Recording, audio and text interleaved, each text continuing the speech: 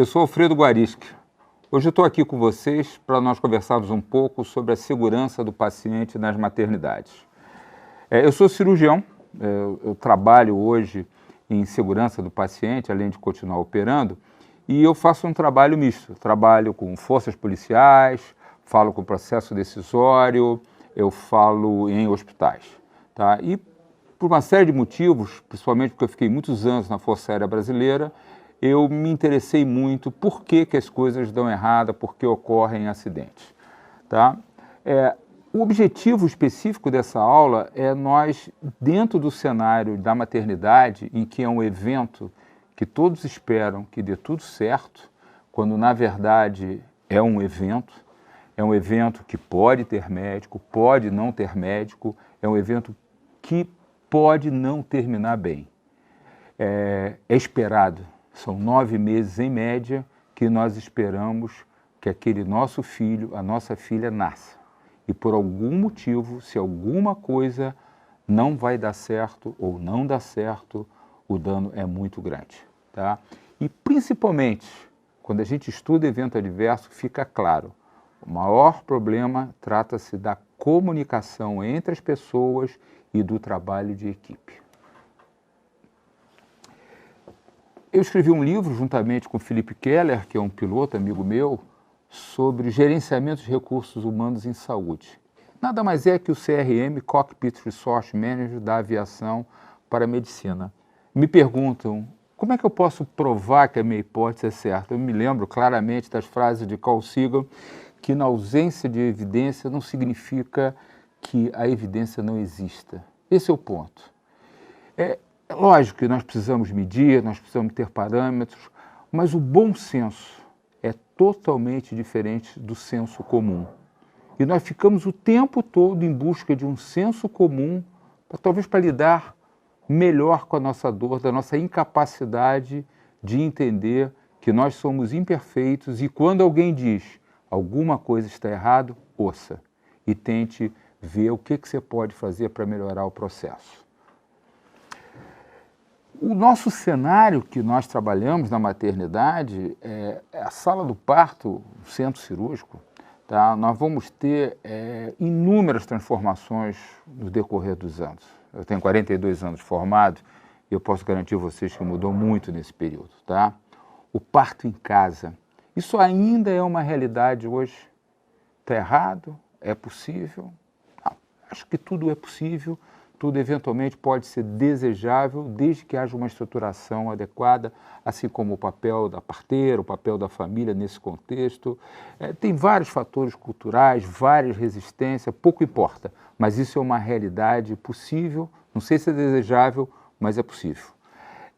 Em relação à sala especificamente do parto, hoje a sala de parto nós temos várias pessoas, nós temos a família, nós temos o pediatra e temos a equipe que vai cuidar da mãe e a equipe que vai cuidar da criança que está nascendo.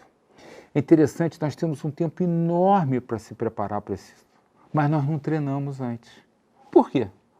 Por que eu não posso levar uma família para dentro da sala do parto? Onde é que eles vão estar daqui a alguns meses e mostrar como é que é a dinâmica?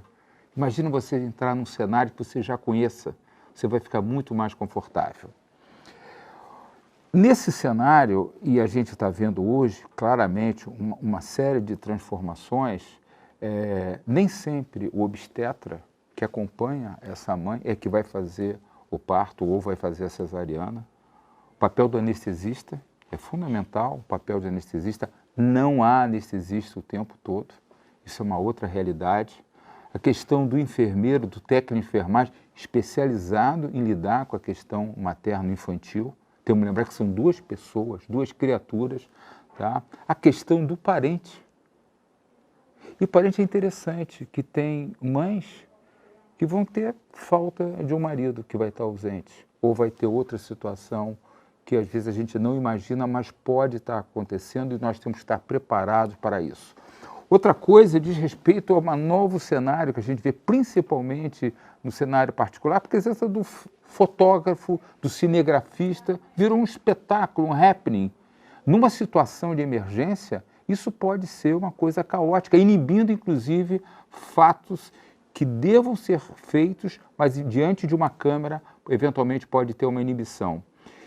E agora, um cenário que não tem como fugir dessa discussão, a presença ou não da doula, que é uma coisa que me foge de discutir, mas é uma realidade em alguns centros. A questão do cenário e os participantes. O parto vaginal e o parto cesáreo são duas situações totalmente diferentes. Isso tem que ser conversado antes com a família, tem que ser discutido. Muitas mulheres estão preparadas para ter o parto vaginal, mas por algum motivo, alguma coisa não vai ser bem, vai ir bem, e a gente tem que mudar a conduta. Isso não é quebra de regra, mas isso tem que ser conversado. Porque, eventualmente, você insistir numa técnica, por uma convicção de qualquer que seja, você pode, eventualmente, estar colocando em risco a mãe e a criança. Outra coisa, para isso ocorrer, há necessidade de que haja um acompanhamento pré-natal. Infelizmente, em vários locais do país, o acompanhamento pré-natal ainda é uma realidade não tangível.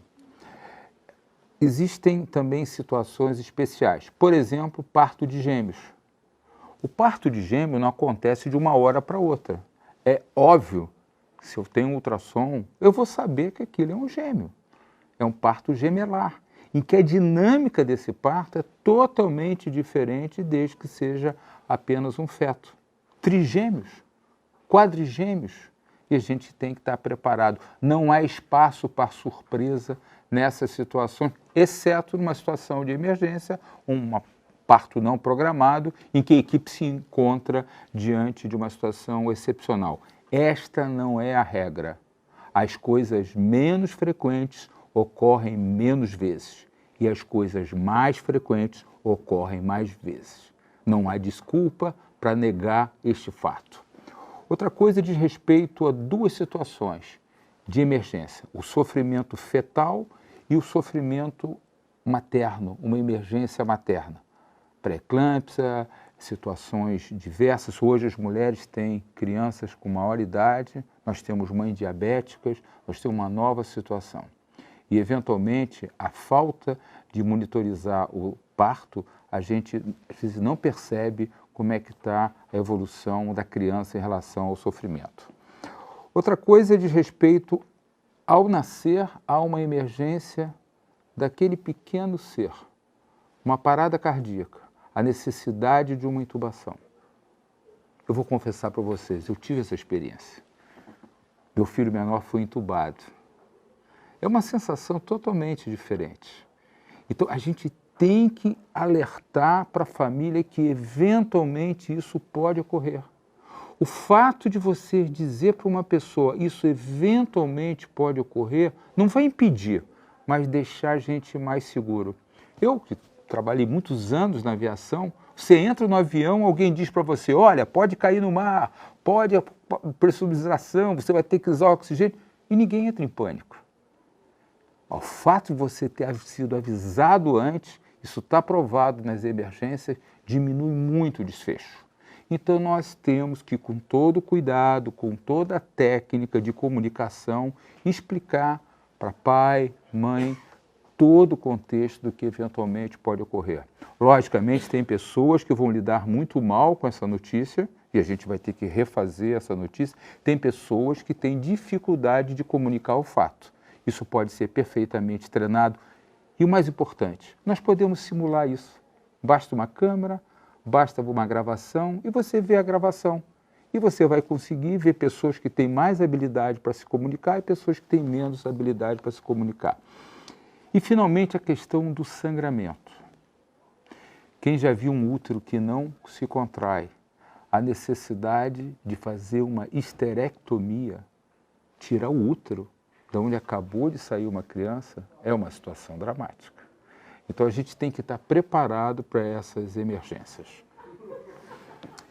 O papel de cada participante, tá?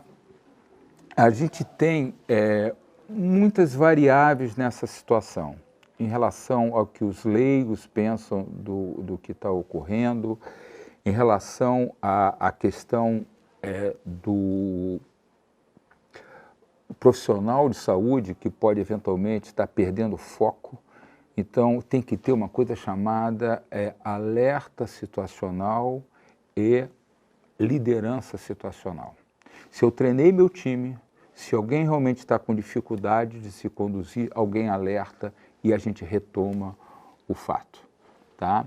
E, finalmente, a questão, que eu não posso deixar de falar aqui, eu estou sendo filmado, tem um fotógrafo, um cinegrafista da minha frente, eventualmente está filmando o parto. A busca do melhor ângulo. Não. A busca de ter alguma documentação, ok, mas preservar sempre a criança e a mãe, tá? E a origem dos acidentes, meus queridos, ocorre por falha de comunicação, a incapacidade nossa de se relacionar adequadamente, tá? Processo decisório, a tomada de decisão. E quando a gente enfatiza a necessidade de checklist, checklist é norte, não é uma receita de bolo. Ele serve para orientar. E, eventualmente, a gente é obrigado a ter vias alternativas. A liderança. Todo processo tem que ter um líder. Se nós não tivermos identificado claramente o líder, e há uma certa, eu diria, desleixo de algumas pessoas não perceberem que o nascimento de uma criança é um evento muito bonito, mas é um evento em que uma vida vai chegar ao mundo. Então, há necessidade de muito foco nessa missão e alguém tem que liderar o processo. Pouco importa quem seja, mas se não tiver um líder, a coisa não vai terminar bem. E, finalmente, a nossa dificuldade que nós temos de perder o foco. Hoje a gente vê em tudo que é lugar as pessoas falando no telefone celular. Não pode ter telefone celular numa sala de parto. E a gente vê com isso, a gente perde alguns momentos, alguns segundos que podem ser preciosos. Porque a situação que a gente vê nesse slide é muito tranquila, você tem um hospital, você tem a gravidez, você tem a equipe, você tem um paciente, e no meio de tudo está o sucesso. Agora, quando o hospital começa a ficar diferente, confuso, o sucesso vai diminuindo. Quando a equipe é confusa, o sucesso diminui mais ainda. Quando o paciente é um paciente mais grave, fica ruim. E se a gravidez tem alguma coisa a mais, a gente não tem sucesso, a gente tem desastre. Se você não quiser ter problema, você tem que controlar essas situações. Finalmente, eu gostaria de dar foco à questão da comunicação. Existe uma questão do desnível da autoridade. Eventualmente, uma pessoa muito forte se comunica de uma maneira tão objetiva que o outro lado fica inibido. Isso é ruim. Às vezes, um técnico de enfermagem percebe alguma coisa, mas ele fica com receio de se alertar a equipe. Por outro lado, a gente eventualmente dá uma ordem com uma voz um pouco mais dura, o outro se ofende. Essas duas coisas são muito ruins e não contribuem para a segurança. Outra coisa, a gente acha que não há necessidade de se comunicar. Uma frase na aviação que é absolutamente verdadeira. O óbvio tem que ser dito.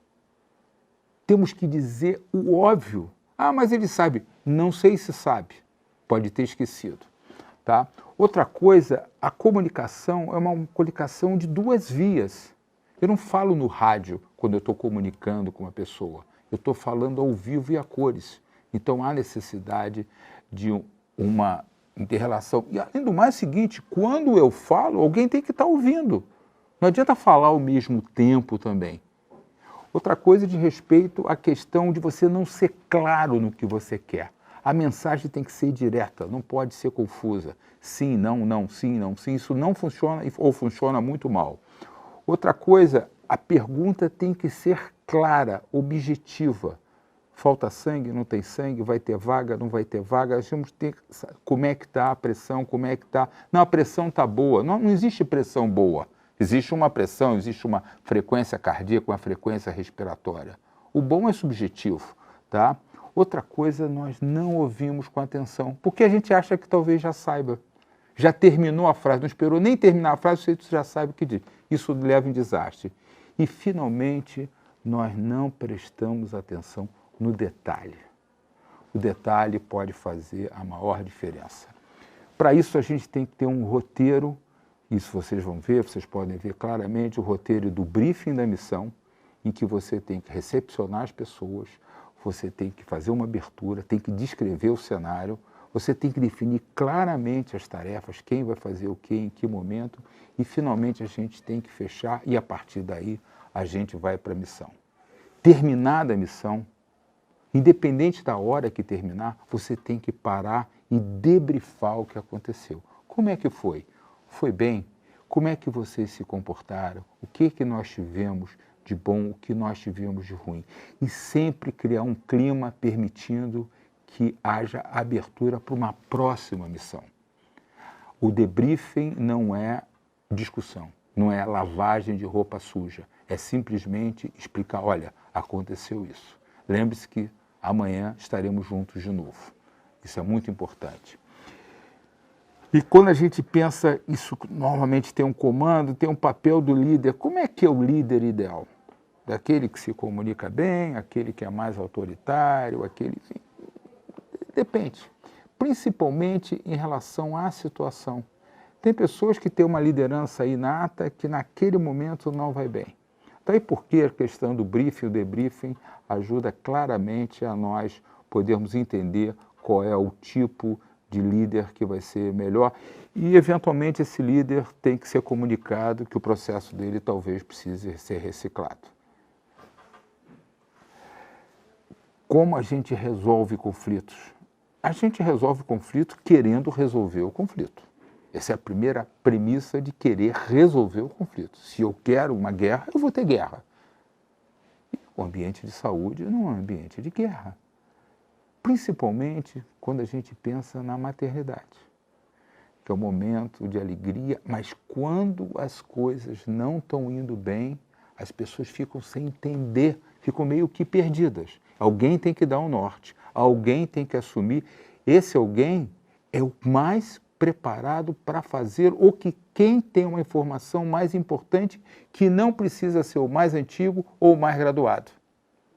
Isso eventualmente é confundido, eu vejo claramente em forças de operações especiais, isso é muito desenvolvido, porque as pessoas treinam junto. E nós da saúde temos que começar a treinar mais. Temos que fazer oficinas, temos que usar atores, sim, atores, que podem colocar a gente sob pressão, porque aquele cenário aparentemente artificial vai se repetir no mundo real. E a gente vai ganhar muito por fato de ter treinado. E principalmente a mensagem é o que está acontecendo e nem quem está fazendo. Essa é a principal mensagem. Daí porque a nossa reação diante de um evento que não está correndo bem vai desde a não reação até nós chegarmos ao conflito. Isso há necessidade de você ter palavras pré-programadas que vai alertando até você estar comigo. Isso acontece no avião. O avião, o piloto está pilotando, o copiloto está do lado, o comandante está meio perdido. Tem um momento que ele diz, está comigo.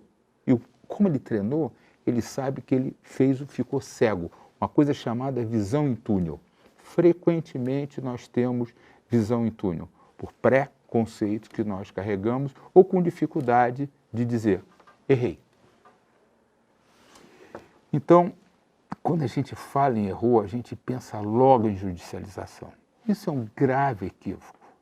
O erro é inerente à condição humana. É um engano, é um julgamento que eu tenho. É totalmente diferente da violação, em que eu premeditadamente falho por não respeitar uma regra. A violação é igual à punição. Não há o que discutir, senão eu não vou ser justo. E quando a gente fala em justiça, lembra-se logo a frase de Victor Hugo, ser bom é fácil, o difícil é ser justo. E quando a gente estabelece a linha entre o que é legal e o que é moral, a gente, na sociedade de todo mundo, não é só aqui, a gente está passando por um dilema muito sério, porque existem coisas que são legais, mas moralmente, eticamente, não podem ser aceitas. E nós, profissionais de saúde, temos uma responsabilidade ímpar. Nós cuidamos da vida. E não somos deuses. Esse é outro engano que a gente comete. Isso é muito importante, essa reflexão, para que a gente possa, eventualmente, fazer o melhor que a gente tem que ter. Lembrar sempre que, diante de uma violação, a tolerância é zero. Eu queria agradecer esse honroso convite e, enfim, que temos sempre um bom nascimento. É isso que todos nós desejamos.